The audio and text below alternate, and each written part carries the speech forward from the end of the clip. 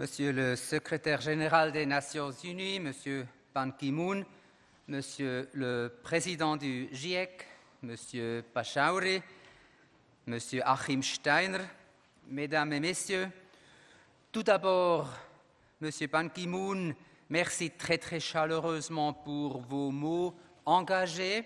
Merci aussi d'être ici. Vous faites de nouveau preuve de votre engagement contre le changement climatique et nous en sommes très heureux de vous avoir parmi nous. Mesdames et Messieurs, nous sommes réunis aujourd'hui pour fêter le 20e anniversaire du GIEC dans le bâtiment des forces motrices. Cela ne pouvait pas mieux tomber. Le GIEC est le moteur de la politique climatique. C'est grâce au travail de ces experts que la Convention de l'ONU sur le changement climatique a vu le jour et qu'est né le protocole de Kyoto. Les rapports du GIEC sont autant de forces motrices qui nous permettent de lutter contre le réchauffement de la planète. Un moteur, aujourd'hui encore, marche surtout au pétrole et rejette du carbone. Le moteur du GIEC, lui, a la raison pour essence, des chiffres et des diagrammes pour émissions.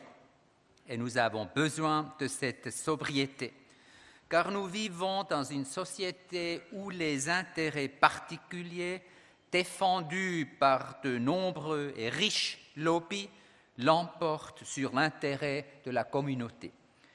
Car nous vivons dans une société où certaines fabriques à penser, think tanks, sèment le doute quant à la responsabilité de l'homme sur le réchauffement climatique.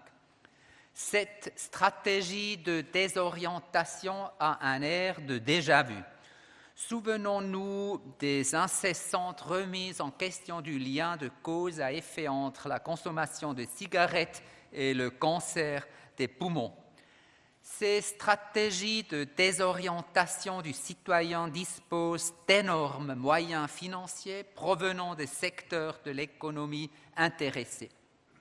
Et elles sont menées par des professionnels du marketing. Toutes ces superbes revues sur papier glacé, ces phrases enjôleuses et ces manœuvres de dissimulation me font penser à l'opéra de Bizet. Elles s'appellent Gitane Carmen. Elles sont belles, elles sont séduisantes, mais elles sont fausses. Enfin, nous avons besoin de la sobriété du travail de GIEC, car nous vivons dans un marché où l'on fait appel à l'émotion pour mieux vendre, et notamment pour mieux vendre des véhicules polluants. Il est paradoxal en effet que la publicité pour les voitures ait généralement pour coulisses une nature intacte, où le conducteur fend des paysages bouleversants de beauté, seul sur la route, libre, quasiment les cheveux au vent. Dans la réalité, il est bloqué dans les bouchons et respire les émanations d'essence du véhicule devant lui. Je le sais bien, je suis aussi ministre des Transports. Dans ce contexte, nous avons besoin plus que jamais d'un moteur qui marche à la raison, plutôt qu'à l'éveil des instincts égoïstes et archaïques qui sommeillent en chacun de nous. Nous devons tenir compte des chiffres qui mesurent les changements climatiques, parce qu'il est contraire à toute raison de continuer à réchauffer la planète et d'en subir les dégâts, parce que le prix à payer, humain et financier pour les générations futures, est beaucoup trop élevé. À l'enfant, on apprend petit à petit que son égoïsme naturel et son envie de liberté a des limites, celles de ses parents, de ses camarades, de son environnement. Aux citoyens, il s'agit de montrer que ces actes ont des conséquences dont on ne vient pas à bout avec sensiblerie et comportement infantile.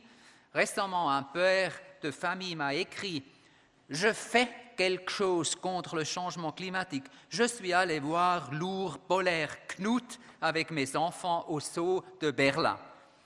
Si nous pouvions sauver le monde par une simple visite au zoo, celui qui veut prendre ses responsabilités sait qu'il en fait un peu de plus. Pour trouver des réponses raisonnables à une réalité comme celle du réchauffement climatique, les États ont besoin d'informations fiables, de données sérieuses, objectives, venant de sources les plus indépendantes possibles. Une institution comme le GIEC a donc besoin d'appui financier important. Elle a aussi besoin de temps pour examiner les données scientifiques parce que leur analyse est complexe. Du temps et de l'indépendance, ce sont des nécessités pour faire face aux études financées par des entreprises qui poursuivent leur intérêt particulier. Face à la stratégie de désorientation quant à la responsabilité de l'homme sur les changements climatiques, face à l'incertitude propagée de manière professionnelle et qui sert ceux qui espèrent encore réaliser quelques bénéfices à court terme, et pour tous ceux qui ne savent pas qui croire et que penser. J'aimerais rappeler une démonstration philosophique. Elle nous vient d'un scientifique, justement, un mathématicien, physicien et philosophe qui travaillerait sans doute pour le GIEC s'il vivait aujourd'hui, c'est Blaise Pascal. Le thème n'en était pas le climat, mais l'existence de Dieu. Pascal écrivit en substance « Si je crois que Dieu existe et que je vis selon les commandements, je ne trompe pas, je ne vole pas. Qu'est-ce que je perds si Dieu n'existe pas? Rien. Mais si je crois qu'il n'existe pas et que je ne vis pas selon ses commandements, je trompe et je vole. Et si Dieu existe quand même, je perds tout et je vais en enfer. » On peut appliquer le pari de Pascal à l'environnement. Si, contrairement à ce qu'affirme une immense majorité de chercheurs, les émissions de CO2 causées par l'homme n'étaient pas à l'origine du réchauffement climatique, est-ce qu'il serait si grave de réduire le CO2 ? Réduire les émissions n'est pas nuisible à la santé ou à l'environnement, bien au contraire. Ce n'est pas nuisible non plus à l'économie, bien au contraire. De nouvelles technologies prennent leur essor, se vendent et s'exportent. La dépendance aux énergies fossiles diminue, les entreprises réduisent leurs coûts et ce n'est pas nuisible non plus à l'économie, bien au contraire. Je le sais bien, je suis aussi ministre de l'Énergie. Bref, à réduire nos émissions de CO2, nous ne perdons rien.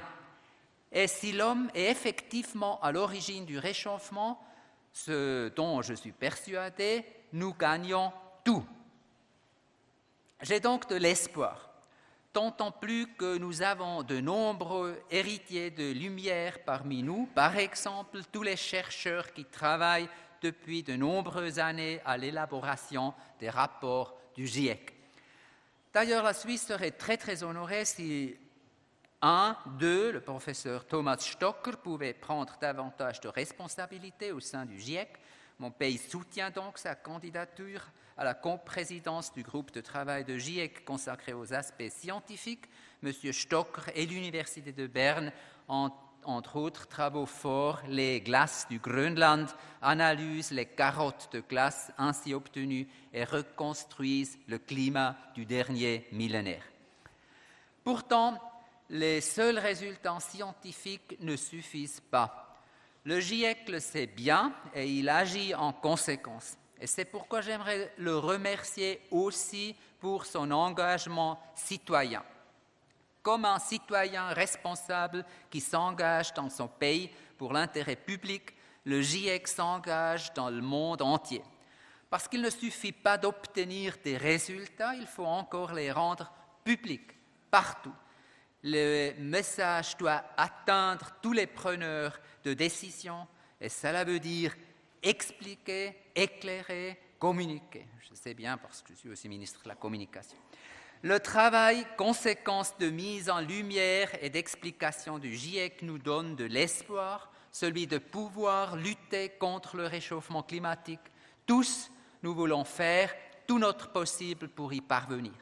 Et sur ce chemin, nous sommes guidés par le moteur qui est le GIEC, qui, depuis 20 ans, oppose aux émissions et aux émotions la raison des lumières et l'engagement. Et c'est pourquoi la Suisse est très fière de pouvoir célébrer l'anniversaire de ce citoyen du monde, le GIEC, le IPCC.